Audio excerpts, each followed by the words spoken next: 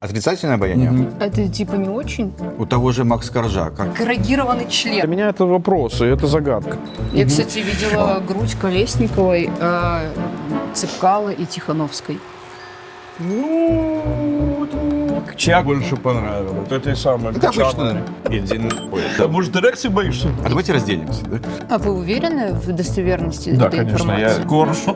Пришел на съемку с арбузами, которые ему Лукашенко подарил. Сразу чувствую, что это белорус. Как будто эрогированный. Как еда.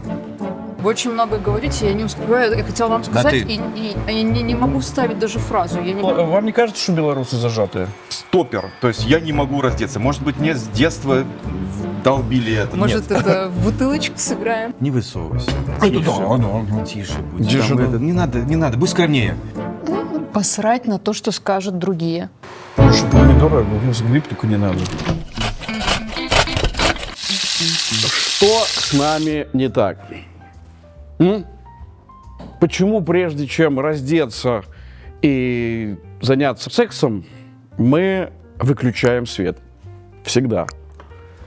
Об этом пишут учебники геополитики, истории, биологии, анатомии и астрономии, что белорусы стесняются своего тела. Почему? Непонятно. Что с нами не так? Почему мы отличаемся от большинства европейцев в этом? Почему мы зажаты? Что это за глобальные национальные комплексы? И почему мы так едины в этом? Вот на эти вопросы я и постараюсь найти ответы, перетереть с моими сегодняшними гостями, которые о теле и о человеке знают не понаслышке. Мы готовим грибы, к ним гречневые блинчики и картошку двумя способами. Первый способ уже прошел, мы ее отварили. И для того, чтобы перейти к грибам, мы поставим ее в духовку. А сделаем мы это после того, как мы уложим ее на противень. Итак, мы разложили картошку на бумаге, на противень.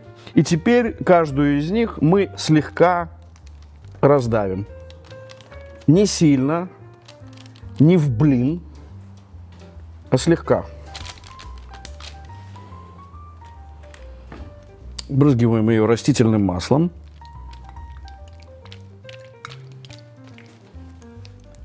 Можете использовать оливковое, если у вас есть такое желание. Я беру паприку. Это сладкая паприка, то есть вы можете использовать любую. Вы можете использовать копченую паприку, можете использовать сладкую паприку, можете острую. То есть все зависит от того, какого вкуса вы хотите добиться. Учитывая, что это второй способ приготовления, то есть вы уже для начала отварили. И я использую гранулированный чеснок. Немножко соли, потому что мы солили воду достаточно мало, когда отваривали картошку. Вот, собственно, она готова к тому, чтобы загрузить ее в духовой шкаф. 190 градусов. И переходим к грибам. Грибы мы взяли двух видов. Одни это так называемый каштан, каштановый гриб. И мы взяли лисички, то есть два вида грибов, которые готовятся, в общем-то, очень похоже на такую достаточно типичную зажарку грибов, но со своими нюансами, поскольку мы делаем блюдо не типичное, это не просто там лисички с картошкой, да? Это картошка, к картошке и к грибам пойдет еще вот такие гречневые блинчики. Тот состав, который используется для блинчиков, он был загодя подготовлен. Получается, что мы его держали в холодильнике больше 3 часов. Он вот такой вот блинной жидкой консистенции. Здесь молоко, мука гречневая, пиво, яйцо, соль, перец. и немножко сахара. К блинчикам мы подойдем в самом конце. Пока мы нарезаем грибы, у меня патологическая любовь к лисичкам, и я, честно сказать, наверное, это единственные грибы, по которым я скучаю, потому что живу в Великобритании, они у нас очень дорогие, и вне сезон доходят до 100 фунтов за килограмм. Поэтому позволить себе их часто нельзя, и когда наступает сезон, я просто с упоением их готовлю в самых разных вариантах. Конечно, в том числе и типичный вариант с просто лисички в сливочном соусе с молодым картофелем. Грибы — это такой заменитель мяса, да, то есть как бы типичный заменитель мяса наряду там с баклажанами. И на самом деле сытное блюдо, на самом деле сытный продукт, который всегда, который можно быстро готовить, то есть в отличие от ряда мясных блюд. Поэтому я как-то, когда нужно для семьи приготовить ужин быстро, то я грибы использую достаточно часто. Я начну жарить лук, потому что он нам понадобится, и лук, и чеснок. Объясню, что я буду делать. Подготавливаем грибы. До этого мы поджарим лук до золотистого цвета. Потом мы добавим туда вот такую приправу, которая называется широ-даши. Это японская история, которая дает такой особый привкус. Можете не бояться, что это прям какое-то диво дивное. Нет, это продукт, который продается в магазинах, и я проверял, в Минске он тоже есть. Когда приезжаешь в Японию, то ты понимаешь, что целый ряд приправ и продуктов используются там просто на постоянной основе. То есть это, например, тот же мисо, который в принципе идет там в огромное количество блюд. И это такие активные продукты, которые японцы потребляют. К слову сказать, жизнь у них... Пусть она не сахар, но длится она больше всех на планете. У них самая высокая продолжительность жизни. Что-то там к 90 годам близко. Нам стоит у японцев поучиться тому, как питаться. Лук жарится. Теперь я добавляю туда мелко нарубленный чеснок.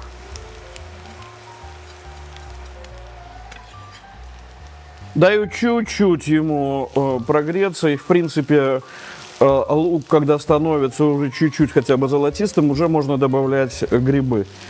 Учитывайте, что грибы дадут какое-то количество влаги, то есть и тогда лук перестанет жариться, начнет тушиться, значит перестанет набирать вот эту такую коричневую карамелизацию. Поэтому кладите уже тогда, когда вы поймете, что лук готов. Добавляю грибы.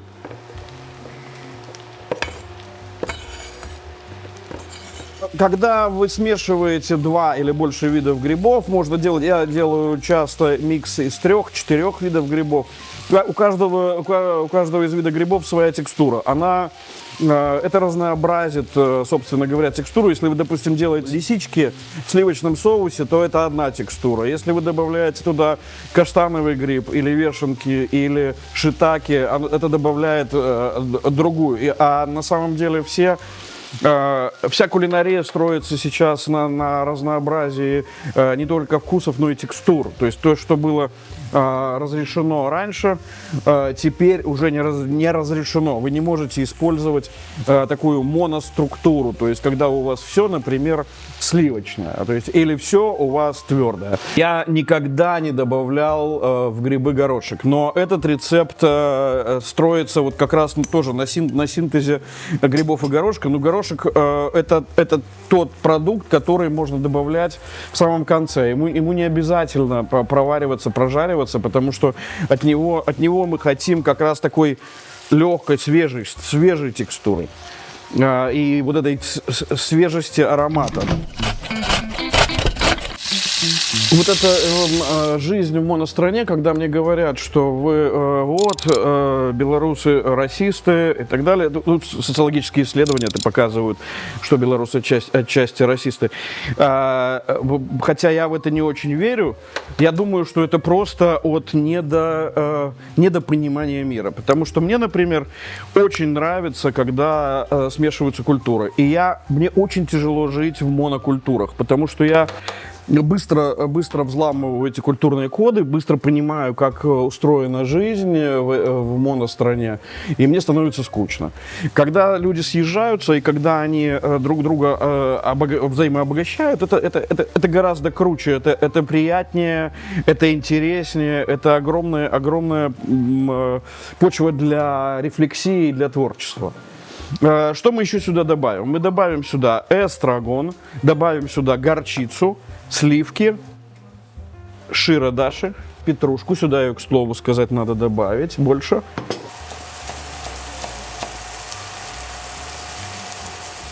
Ориентация на одну страну и на одного друга – это значит объединение самих себя.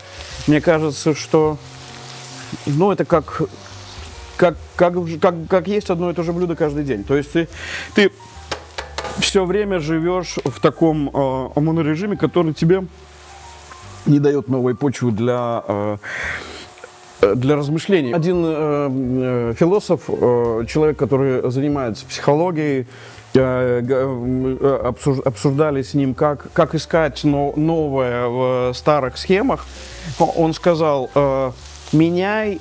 Когда ты ходишь в какое-то одно место на протяжении, например, недели, например, на работу, попробуй за неделю 5 раз изменить маршрут и пройди другим маршрутом.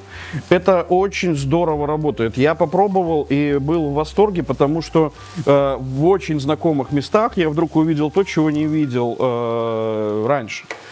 А еще он посоветовал в городе поднимать голову. То есть, когда ты идешь, всегда в одном состоянии по одному и тому же маршруту, попробуй смотреть на несколько метров выше.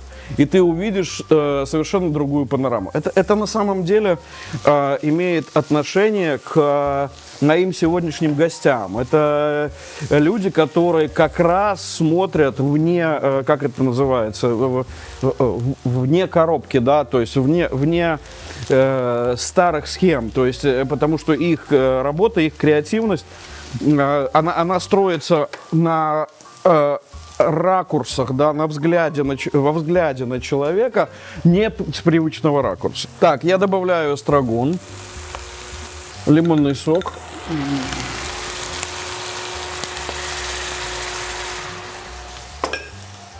Дижонскую горчицу. По горчице еще проверю, как будет вкус, чтобы понять, может быть, стоит ее еще немножко добавить. И добавляю широ-даши. Только конечно, не такую порцию, а где-то приблизительно от этого четверть стакана. Теперь я добавляю сюда сливки. В Беларуси скромность, она как бы считается положительным качеством. Белорусы как-то даже, я вам скажу, преуспели в этом, да, то есть они как-то вот прям, им нравится быть скромными. Они считают, что этим можно гордиться. Но это же дает некую зажатость. И вот мне кажется, что это мешает белорусам развиваться в современном мире. Там, где мы ведем себя скромно, там кто-то предлагает свои проекты, проталкивает их, там, двигает локтями, и на этом мы проигрываем. Я видел это очень часто. Я видел очень красивые белорусские идеи и очень красивые белорусские проекты, которые не доходили до аудитории просто потому, что люди, которые их придумывали, вели себя очень скромно. Вообще любые стереотипы стереотипные взгляды на нации, и им вообще стоит уделять внимание. Знаете, это когда говорят там, о каком-нибудь там о торгашах армянах или о хитрых евреях и так далее, все это на самом деле стереотипы, потому что в каждой нации есть разные люди. Но с этими стереотипами стоит работать, с этим стоит, на эту тему стоит рефлексировать, стоит это обсуждать. И может быть на самом деле у нас заклинивает и зашкаливает что-то, какая-то черта, и может быть действительно стоит поменять подходы к ней. Вот вы заметили, что белорусу, когда что-нибудь предлагаешь, например, там, огурец, вот, и он первый раз отказывается, нет, спасибо, нет. Второй раз может отказаться, потом может с третьего взять. Наверное, я бы подумаю, вот, может, стоит брать с первого. И потому что я за собой это тоже замечаю. Это такая скромность. Ну и вот эта последняя котлета на тарелке, в которую никто не решается воткнуть вилку до того, как выключится свет. И вот про свет как раз, кстати, и разговор, да. Почему белорусы стесняются своего тела? Вот я на самом деле думал, что это какой-то мой стереотип, а потом прочитал большой-большой материал на эту тему, в котором говорилось о том, что да, белорусы в Европе являются одной из наций, которые больше всего стесняются своей наготы. Для меня это вопрос, и это загадка, и я не понимаю, почему. Почему мы вырастили какой-то внутренний национальный комплекс. Черт его знает. Не знаю. Делаю огонь маленьким и добавляю сюда горошек. Да, вот такое блюдо может показаться вам странным, а может быть и нет, но по моим ощущениям оно заслуживает внимания, потому что тут как-то все полезно, все современно, все очень так, как минимум, вегетариански. У меня готовы, по сути, грибы. Я закрываю их крышкой, чтобы они не остывали. Картошка у меня тоже готова, я выключил плиту. Осталось сделать блинчики, но я не буду их сам делать. Не хочу я делать блинчики, потому что у меня гости на подходе. Мне очень импонирует то, что они делают, то, что они делали, то, что, наверное, они будут делать, потому что их работа — это всегда креативно, это всегда свежо, это всегда умно и это всегда чувственно. Вот это мне в них нравится. Я даже не буду сильно долго продолжать, потому что у меня сегодня в гостях Женя Коноплев и Юля Лейдик. Привет. Ты будешь делать блины. Да. Мы будем говорить с Юлей, а ты будешь печь блины. Отлично. Я тебе включаю. Это моя любимая роль. Хотел вас поблагодарить за проект «Без ретуши». Мне очень понравился. Я посмотрел, по-моему, все выпуски. Это что? Да. Вам не кажется, что белорусы зажатые? Нет. Вот, слушай, Нет. мне кажется, что зажатый. Вот смотри, у нас есть дуэт. Вот я чувствую себя более зажатым. Да. Да. Кем это? Вот, понимаешь, надо разобраться, кем и чем и почему. Ну, может быть, это с детства Женя, идет. расскажи, как мы ходим на нудистский пляж. Вот так. Вот, пример. Да, ты говоришь про там стеснение тела. Вот я, допустим, не могу пойти на нудистский пляж и полностью раздеться. Но я не скажу, чтобы я стеснялся своего тела, но мне почему-то стоит какой-то стопер. То есть я не могу раздеться. Может быть, мне с детства долбили это. А может, эрекции боишься? Блин, ну... тоже А я? буду стесняться, да? А я, кстати, об Что этом не делать с думала. этим? Это было бы весело. А Юле было бы весело, понимаешь? Женя ходит такой. А ты нормально был на нудистском пляже? Да, вообще, я же там выросла. Она мне таскает по этим пляжам. Ну, разденься, ты же все голые. Я вжался в эти трусы. Нет. А если даже трусы снимешь, то сразу сложишься на живот вот так, да? Ну, типа того. Или бегу в море, чтоб не видно. Не, ну вот это, я на самом деле заметил, что белорусы любят, если заниматься сексом, то при выключенном свете. А вы наблюдали именно, как занимаются? Мы наблюдали, да. Я Эксперимент просто провели. проводил потом опрос, я спрашивал, и все мне такие, Ну да, как там еще? То есть Ну. я такой... нет, Слушай, ну так, если разобраться, то чаще всего получается, ну да, с темным светом. Но я не представляю себе... Подождите, я вспомнила фильм «Москва слезам не верит». Там ведь, помнишь, когда они там начали и свет выключи? Я помню, это в фильме было. Да, Это все оттуда. Вот насмотрелись Да. этого паршивого кино. Да, Оскароносного кино. Ну, а как же после этого можно включить свет? Не, ну это же русские, это не белорусы. Тоже верно. А понимаешь, что... А какой был канал? Первый. И смотрели же, какой первый канал в Беларуси. Это, кстати, тоже, Ну, видишь, да, прививалось. Да, Вроде да, бы да, белорусский, а в то же время смотрели, что мы спокойной ночи малыши или... Так может на нас пропаганда так влияет? Да. А вот вы, кстати, стесняетесь своего тела? Да нет, я стесняюсь немножко живота, я сейчас над этим активно работаю. В смысле, не то чтобы его Я вижу. наращиваю. Блинчики. Но они гречневые, ты же понимаешь. То есть это Ну, как окей. бы... Нет, Может, это в бутылочку сыграем? Посмотрим. Не, я не стесняюсь тела, я просто, я в социальной среде, ну как куда мне стесняться? Но при этом я чувствую в себе, что я все-таки человек скромный, то есть я, мне вот дискомфортно часто Ну, бывает. на кухне бы голым не готовили. Да нет, как-то, знаешь, что-то я подумал, что думаю, не думаю, что вам аппетита добавило бы.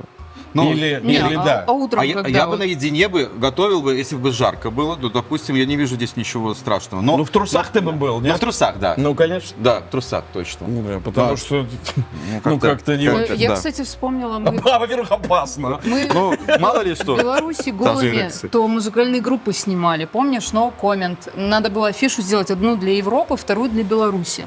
Для Беларуси они в одежде были, для Европы без одежды полностью. 5 пацанов. Ну, видишь? Слушайте, вот вы снимали, например, вот эти были скромными или нет? Дольф Кто? Лундгрен, Марадона, кто там еще из этих?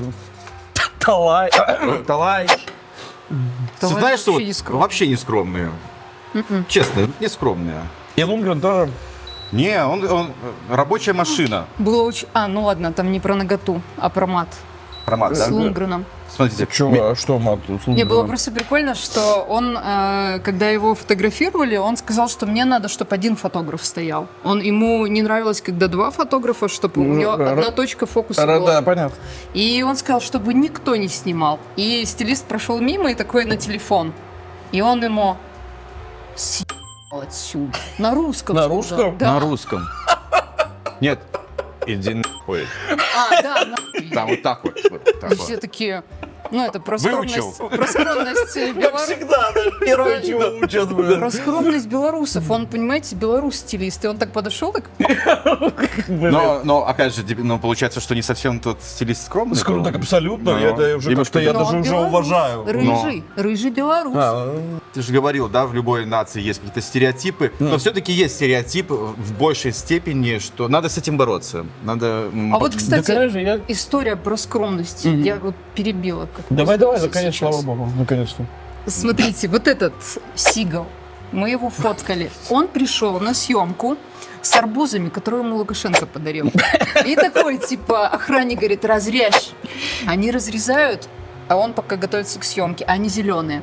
И охрана такая испугалась, поехала в Евроопт, купила там арбузы, они были более красные, и ему...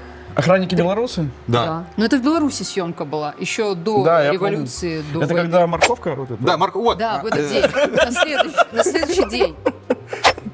Прямо, Ну, вот это прямо скромность, точно. это скромность белорусов, чтобы там, не Это, знаешь, упасть это такое лицом. немножко А что такого, что чтобы, понимаешь, я бы не покупал другой арбуз. Ну вот Я тебе бы такой тоже, подарили жри зеленый, такое. ешь, думаешь, что это дыня, там, успокойся. Тем более он такой наглый. Да, Надо это- было ему да, дать он- этот арбуз. Не понравился он нам, да. Нет, так он там нечему нравится уже. Уже время прошло, там когда было нравится. Я, кстати, видела грудь Колесниковой, Цепкала и Тихановской. Ну, это нормально. Как? Я Почему? тебе скажу, лучше, чем этой самой грудь Как Качановой. обычно. Вы обратили внимание, как переодеваются модели? Спокойно. Вообще, Вот так.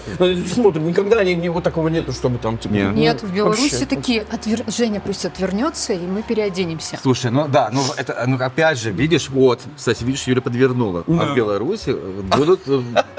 Аталай? дала я пиздюк вообще капец. Я подозревал. Такой хитро ебаный, я не могу просто. Давайте тогда про Марадону. Давай. Марадона это прям стоячий. Пельмень. Вот знаешь, вот у него прям он как эрогированный член. Он такой вот весь. И Хьюженкова заходит, и он такой вот. У Вот него это сразу прям, все. а она такая высокая, это блондинка, и вот этот маленький такой живчик, такой аж прям волна пошла. И человек, который видео снимал, он заснял этот взгляд и на замедленное поставил, показал это. Он просто ее съел глазами. Сгорело. Вы снимаете разных людей. Вы чувствуете, что вот этот белорус это не белорус? Вот если бы вы не знали. Да, я чувствую. Это что, какая-то деликатность, там скромность? Вот есть, вот, что это? вот есть прямо вот, ты вот сразу чувствуешь, что это белорус. Вот, допустим, даже из наших выпусков Сергей Долгушев. Вот я прямо чувствовал вот это вот. Хотя он много что сделал, но все равно вот это У вот белорусов нет уверенности в себе. Как будто чуть-чуть вот хочется вот... Не- Да вот, давай вот так вот. Ой, говорит Женька, который... Мгм. Вот на я ответ. Возьми, говорят. Нет, спасибо, не надо. Нет. 2 есть, возьми. А мне говорили, когда дают, надо брать. Правильно. А когда бьют, надо бежать. Бежать, ну, всё. естественно. Так, ну что, у нас тут как бы можно уже накрывать.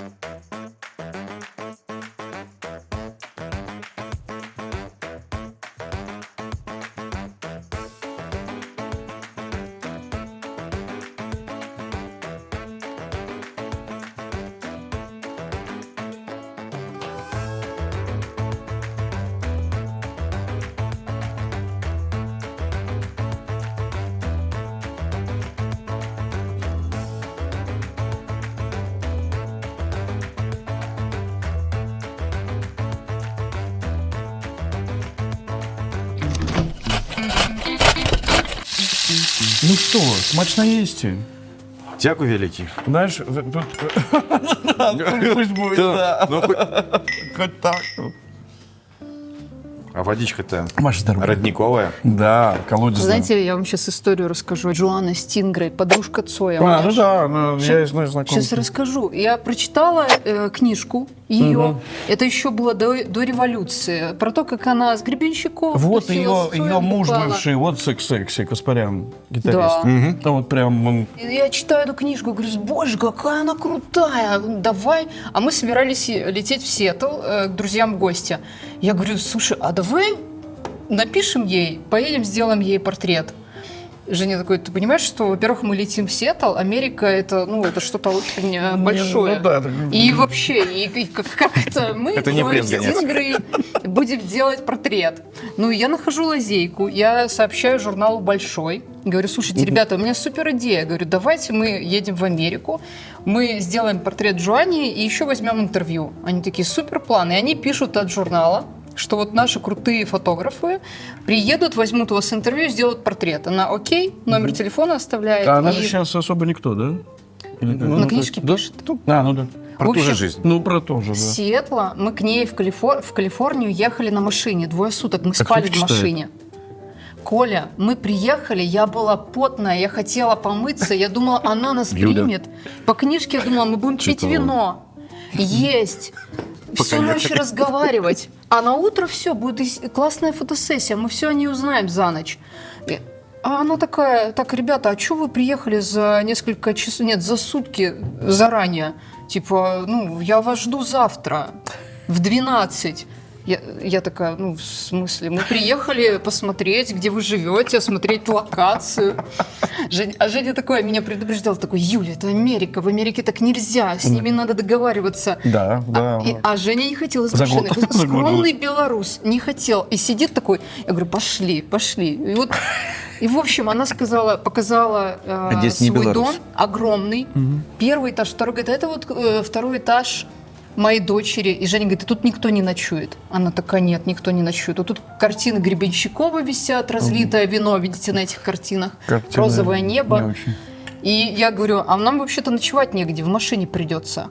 Ну, я уже такая, она такая, О, вы как знаете, мне тут очень есть, удобно. ну, как бы разные Отели. отели. Я говорю, ну, тут отели дорогие. Она такая, я говорю, может, вы знаете где-то стоянку, где можно машину поставить и переночевать? Она говорит, я знаю только эти кемпинги, но они очень дорогие, наверное. У вас не хватит денег. Я думаю, сука, вообще. Выхожу, мы выходим, красный колотит, я ее просто ненавижу. И у меня разочарование было. У меня В книге же внутренняя написан текст другого человека. А я говорила. А она же вообще по книге панк. Да. И тут она нас выпроваживает. Обман. У нас такая шальная ночь была.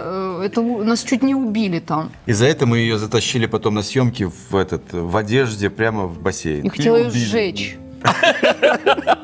Она нас даже кофе не Времени не угостила. хватило. Она сказала, я не пью ни кофе, ни чай, но у меня есть для вас подарок. И выносит на белой салфетке 2 песочного печенья с повидлом. Знаешь, такие вот, которые в больших коробках продаются на развес. Она хотела нас И удивить. она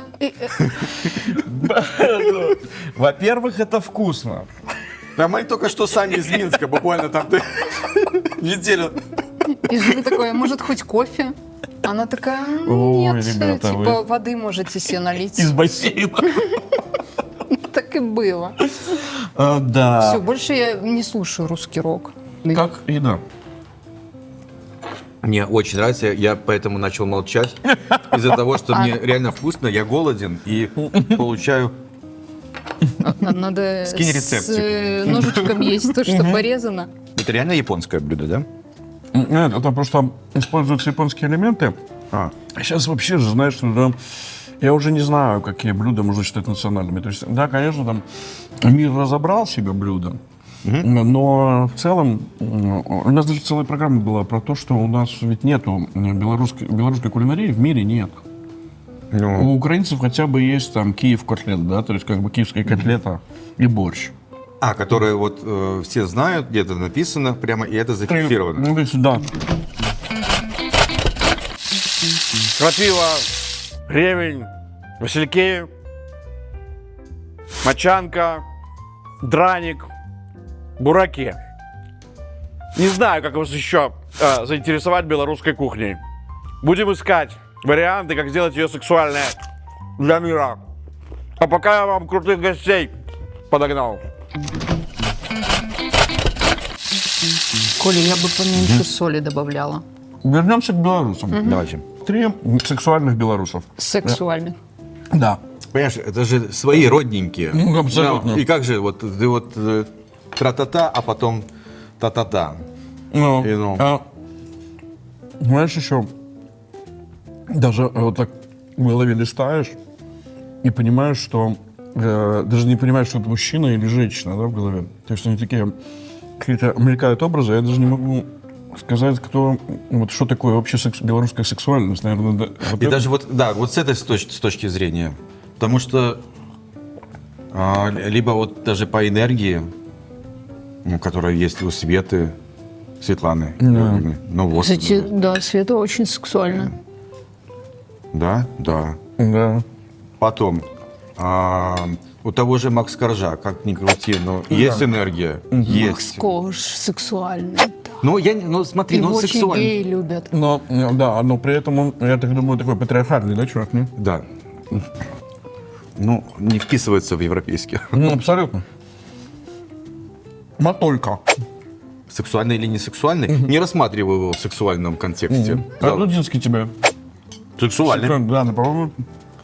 Да, точно. Вот Катя, наверное. Катя, да, как ну, из женской сборной. Это ваш топ-3. Да. Дудинский, Катя, да? А третьих кто? Коршун. Тоже? Мне не нравится, что мы не можем, то есть, навскидку ничего сказать. То есть это Хиженкова. Да. Да. Согласен. Секси. Секси. Таня Ринейская, секси. Белорусская модель. Ну, секси нет. Секси. Ну да, Секси. видишь, это мы говорим по моделям, то есть это их профессия. Да, вот, профессия быть красивой. А вот еще хочется... Для меня... Мы сейчас говорим про сексуальность или красоту? А уже не поймешь, про что Окей, мы говорим. для говорим. меня, Поймешь, про что для говорим. меня красивая Оля Подгайская, Да. Галя Казимировская. Да. Ну, Галя вообще, мне нравятся ее формы. Там. Я ее все время раздеть хочу, говорю, Галя, давай. Ну, Вот Юля, она ты... говорит, скоро. Юля, ты всех хочешь раздеть. Да, Ну, вообще, да, я все время всех А раздеть. давайте разденемся, да? это будет такой нудистский ужин. Нудистский ужин. Почему нет? Тема сексуальности меня уже не интересует сейчас. Получается, что мы на вскидку не смогли ничего сказать. И все, и мы такие, типа, ну, всё, Вспомнила. обсудили. Войтюшкевич сексуальный. Да, Змейтер, да. Он да, же да, его да, все да, хотят. да, да. Это секс-герой. Да, и, Секс-символ. кстати, и все хотят, и многие имеют даже. Да, вот. Все, нашли. Подожди, а Я- еще что-то А давай было? его сделаем. А вот- Вот номер один и все. И все, да. И- Да, и он Дмитрий белорусский, такой, Войтюшкевич, вообще секс-символ супер Беларуси. И Такие все. белорусские. А из политиков кто? Хорошо. Каких? Белорусских? Ну, кстати, Латушка секси, Марку нравится он. Какая, знаешь, тишина. Ну, потому что у Юли есть право сказать, я тут вообще-то, это ваш, это твой выбор. Ну, вообще, Ну, да, я понял, Бабарика я понял. сексуальный.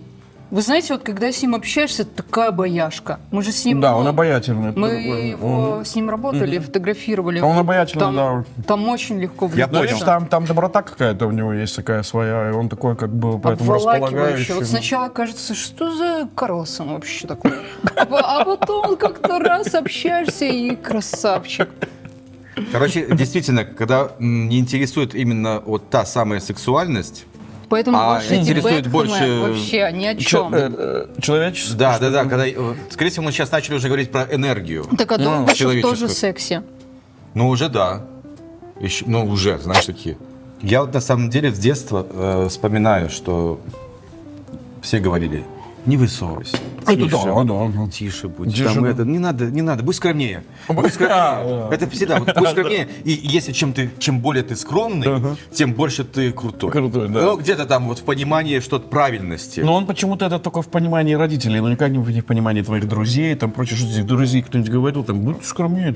Нет. Сказал, да иди ты. Ну да, вот, а там уже начинается развиваться другая Это вот родители история. говорили просто потому, что не хотели себе на жопу приключения, вот и все. То есть от лени, типа, будьте скромненькие. А может потому, что у людей мало денег было, и они мало путешествовали, и поэтому Тоже, скромнее. тоже, Мне тоже кажется, когда часть. человек путешествует, он более такой, становится. Да, я, кстати, Открытый к миру. есть такой писатель, не писатель, а это был такой психолог Ландрам, и он изучал гениев разных, и у него есть книга про 14 гениев, там и Тесла, и там Амелия Эрхарт, и Билл Гейтс и прочее.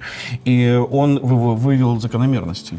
И одна из закономерностей — это то, что гении в детстве много путешествовали, перемещались географически. Не обязательно путешествовали, а просто перемещались, переезжали с родителями и прочее. То есть вот эти... смена. Смена, да. И, видимо, это работает все время на подкорке, что ты как бы новые впечатления, встраиваешься в мир. То есть, ну, вот. Про еду, например, да, вот то, что мы говорили, что ну нет, нам надо что-то, чтобы там все драники. Я говорю, ну, драники хорошо, но картофельных оладьев дофига в мире. На самом деле, да? Ну, конечно, пока почти в каждой Литве стране. есть, здесь есть. Да? Польше есть. У немцев есть. У венгров немцев даже есть. да. Да, господи, все. Даже названия у каждого свои. Там. Я даже, знаешь, до чего дошел? Что у нас ведь нет даже своей породы собак. Ну, это вообще тоска. Реально. Как же вы живете без собаки-то своей? Я про попугаев не говорил вообще. Юля, ну нет собаки Юля, у у вас. нас нет собак польской, белорусской породы. Вот польская есть выжила, например. Да ты что? Конечно, в мировом реестре у всех есть. А в России какая порода? А в России прикольно. Там Русская борзая даже. Русская Нет, псовая подожди. борзая. И самое прикольное — это черный терьер. Черный терьер был признан уже в мировой классификации. И это порода, которая была выведена для охраны зэков в ГУЛАГе. Вау. Да. А вы уверены в достоверности Да, этой конечно, информации? я собачий. У меня сейчас 2 собаки живет, и вообще у меня уже это 7-я собака сейчас. Мне кажется, надо что-то с этим делать. Надо выводить Ну, какую-то я- породу я- белорусскую. я не знала об И этом. вопрос, какая вот эта... А знаешь, как начинаешь думать, а какая это вообще порода? Что Если это? какие-то- Кто это? Вот кто это? Это большая, маленькая, средняя? Ну, должна быть скромная, мне кажется. То есть не мексиканская голая собака. А может пойти в обратную, наоборот, она должна быть вызывающей, чтобы запомнили. Типа бультерьера какого-то. О, да. Блин, белорусы не выведут все равно бойцовую породу, ты же понимаешь это? Нет, не выведу. Как, А кто что это мешает? выведет? Нет специалистов? Нет, дома? просто хозяин будет такой, типа, будь скромнее, что ты уже... Ну, Что ты что? по этому бульдогу полез? Сиди спокойно. Да, на самом деле вообще это миф. Белорусы абсолютно не стеснительные, раскрепощенные. Ведут- А свет, может, выключают во время секса, чтобы больше чувствовать? Ну, знаешь, Или- когда или ты музыку чтобы- слушаешь, ты закрываешь глазки. И, Ну, вот когда в костеле чтобы органная ничего не музыка отвлекало. играет. А так смотри, происходит процесс, а тебя отвлекла какая-нибудь деталь. И ты уже думаешь, Такой, кто блин, забыл тетрадь проверить. Не, это может выключать свет, чтобы сочкануть. Мы снимали 2 девочек в теле. Одна профессиональная модель, а вторая непрофессиональная. И вот Оля Лукомская ей объясняла, так не бойся своих складочек, ты должна их выпячивать, ты посмотри. Там есть определенные моменты, где то, что привыкли скрывать, там наоборот надо показывать. То есть там еще важно смазать себя маслом, одеть определенного цвета туфли. Она приехала с чемоданом, где были волосы, которые она себе это накладывает, если надо, чтобы длина Она спускалась модель, в попе, или- и чтобы подчеркнуть не профессионально. красоту формы Да. попы. И определенная высота каблука тоже. Там все очень... А Гребенщиков? Ему чуть скорую не вызвали. Да, так а вот это что это такое было? Но я была без Жени. Если бы Женя был, возможно, все бы Я было... бы смог бы сгладить углы, а так... Подожди, это что, из-за... Мне надо было сделать ему портрет. И он такой выходит, идем, давай, у меня 5 минут, делай мне портрет. Садится, и вот так вот пальцы. А я говорю, а давайте пальцы уберем, они такие, как колбаски у вас.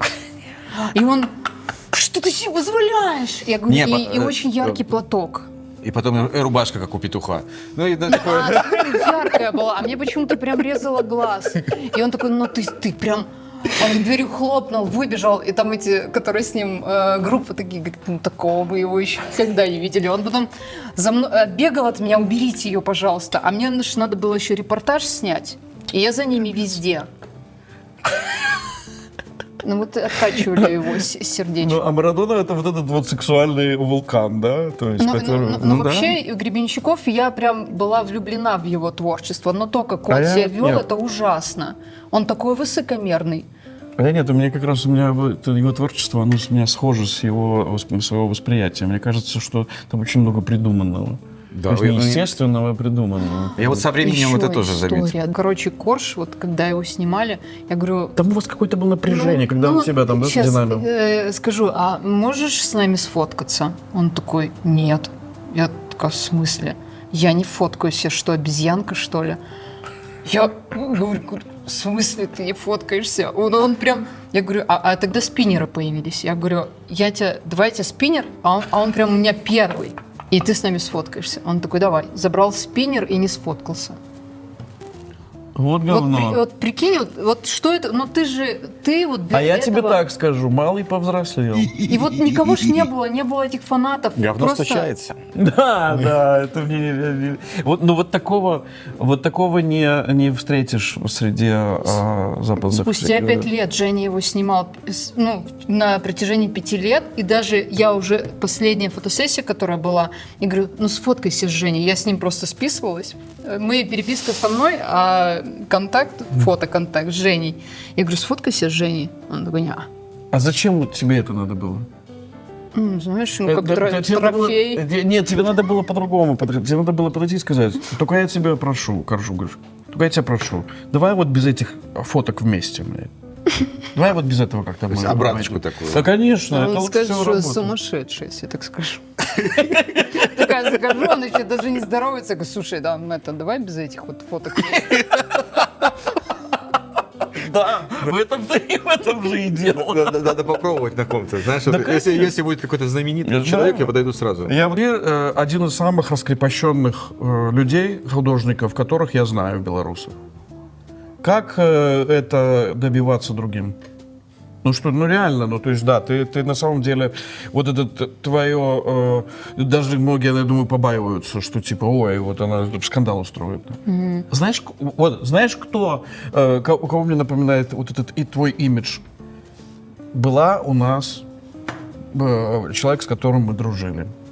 Умерла. Она модельер, она умерла, да. Вивьен Вествуд. Ого. Вот это есть? была история, когда мы говорили, она будет у нас на премьере, на общественной дискуссии. Нам говорили, не зовите ее. Почему? Ну, сумасшедшая, она может наговорить такого. Мы говорим, ну, зашибись. Они говорят, ну, знаете, вот была премьера, она участвовала, и она на дискуссии, у нее до этого умерла собака, и она 2 часа говорила о своей собаке. Я говорю, класс. Класс, кто побывал, прикинь, я пришел, а мне Вивьен Вествуд про свою собаку 2 часа загнала, да? Капец вообще. То есть порадуйтесь, блин. А это чем-то похоже на Юлю, да? Да. Вот как сделать так, чтобы белорусы стали такими же раскрепощенными, как ты? Посрать на то, что скажут другие. Блин, так они не могут, а как их к этому принудить, чтобы им было насрать? Они же не насрать, они все время, а что скажет?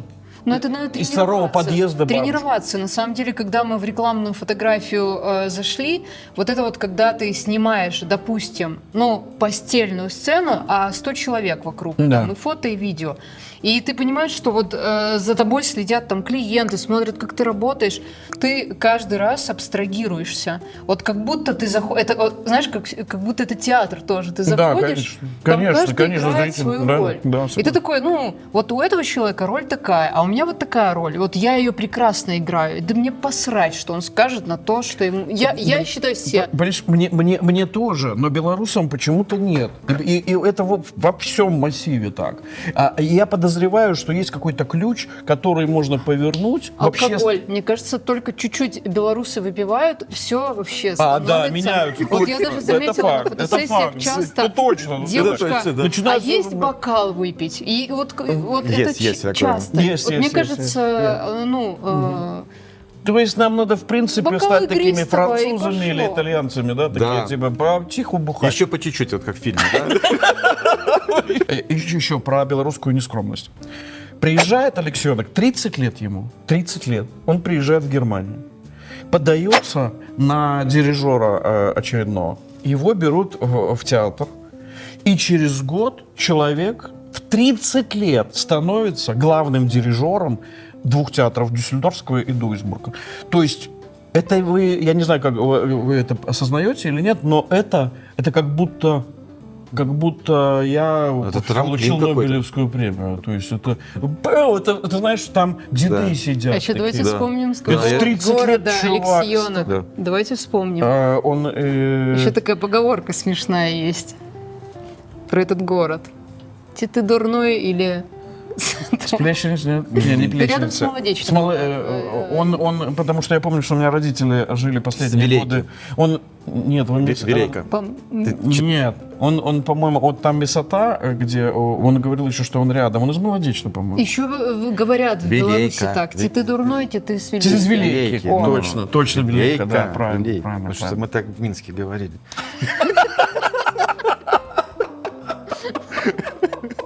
Короче, давайте будем ворушиться как-то и как-то бы разворушивать белорусов, потому что они трохи задолбали своей скромностью, и у нас водки на них не напасешься. Поэтому надо запустить курс от Юли, который будет раскрепощать. Потихонечку Да, так. кстати.